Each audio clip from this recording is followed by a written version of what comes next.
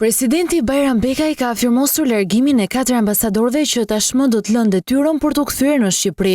Riza Poda, që përfaqësonte Shqipërinë në Kinë, Bangladesh, Kore, Vietnam, Mongoli dhe Tajland, Bardhyl Canaj në Serbi, Sami Shiba në Egjipt, Siri, Jordani, Libi, Palestinë dhe Sudan, dhe Vasilika Hysi, pranë zyrës së Kombeve të Bashkuara dhe organizatave të tjera ndërkombëtare në Gjenevë, do duhet të lënë detyrën.